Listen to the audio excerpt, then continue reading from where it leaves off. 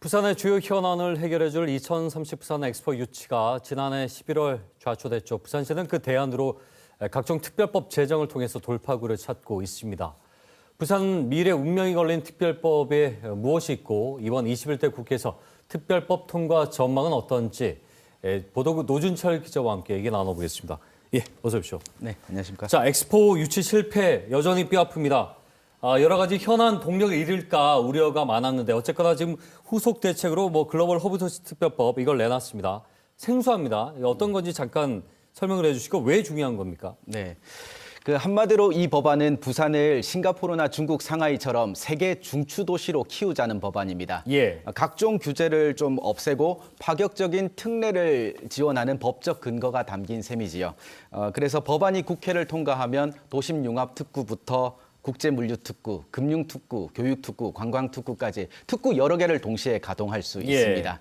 그러니까 사람과 돈, 기업이 자유롭게 오가고 그렇게 되면은 좋은 일자리가 늘어나겠죠. 그러면 그렇죠. 좋은 인재가 찾아오고 지역도 발전할 것이고 결과적으로 국가도 균형 발전한다는 계획이 담겼습니다. 선순환할 수 있는 돌파구를 찾겠다는 거죠. 맞습니다. 그런데 이제 분위기는 괜찮습니다. 좋습니다.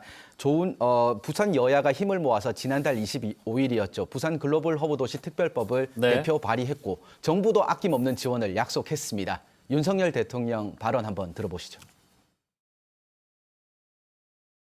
부산을 남부권 중심 축이자 명실상부한 대한민국 제2도시로 육성하기 위해 글로벌 허브 도시 특별법을 제정하겠습니다.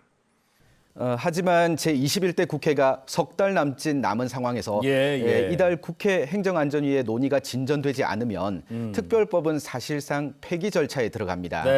새로운 국회가 들어서서 특별법을 다시 발의한다 해도 훗날 법안 처리를 장담할 수 없습니다. 나흘 뒤 오는 19일부터 2월 임시국회가 열리는데요. 여야의 의지 함께 지켜봐야겠습니다. 규제 완화, 파격 지원을 통해서 기업을 유치해서 부산의 미래를 한번 동력을 만들어 보겠다 이거지 않습니까? 맞습니다. 윤 대통령도 직접 얘기를 했으니까 한번 보죠.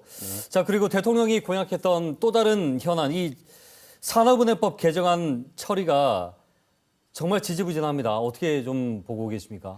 네, 사실 이 역시 벼랑 끝인 건 마찬가지입니다. 사실 모든 준비는 끝났거든요. 산업은행의 본점 소재지를 부산에 둔다.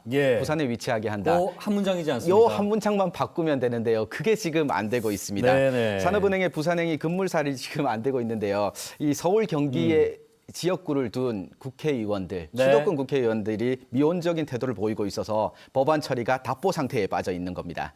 총선을 앞두고 막판 협상 여지는 남았지만 국회 제1야당 더불어민주당의 당론 채택이 아니라면 이번 국회 안에 산업법 개정안 처리가 불가능에 가깝다는 게 중론입니다. 그러니까 정부는 산업법 개정 전이라도 실질적인 이전 효과를 내도록 하겠다며 사는 동남권 본부의 기능과 인력을 보강하겠다고 밝혔습니다.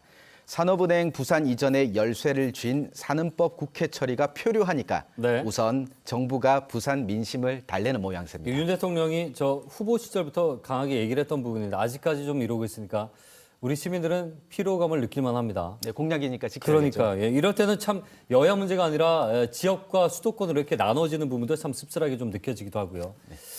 자, 그리고 고준위 방사성 폐기물 특별법.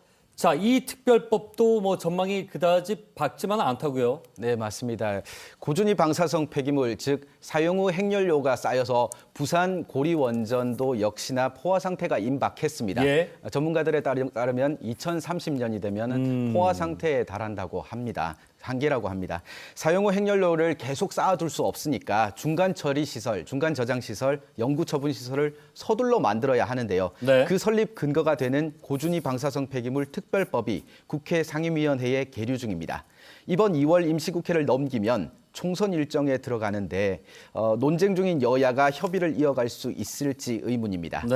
결국 시기를 놓쳐서 특별법이 폐기되면 갈 곳 없는 사용 후 핵연료를 부산에 계속 임시 저장할 수밖에 없습니다. 국회 상임위원 기자회견 내용 한번 들어보시죠. 특별법 제정이 절실히 필요합니다. 그동안 원자력 에너지 혜택을 받아왔던 우리가 이제야말로 지난 반세기 동안 방기했던 고준위 방패물 관리에 책임을 져야 할 그런 시점입니다. 에너지 혜택을 받아왔던 우리가 중인 특별법은 네. 지역민들은 고준위 방사성 폐기물 불안을 떠안고 살아야 하는 셈입니다. 지금 뭐 이 지역의 주민들이나 저 시민단체가 반발하는 이유도 임시 저장을 한다라는 것 때문이지 않습니까? 그러니까 정식으로 처리할 수 있는 방법을 법안으로 만들어 달라는 건데 이게 지금 안 되고 있다는 거예요. 네, 해법을 하루빨리 찾아야겠습니다. 그러니까요. 자, 너무 저희가 비관적인 얘기만 해가지고요. 네. 좀 순환인 특별법도 있죠. 네, 맞습니다. 그 철도 지하화 특별법이 대표적입니다. 예. 이 특별법은 지난달 9일이었죠. 국회를 통과했습니다.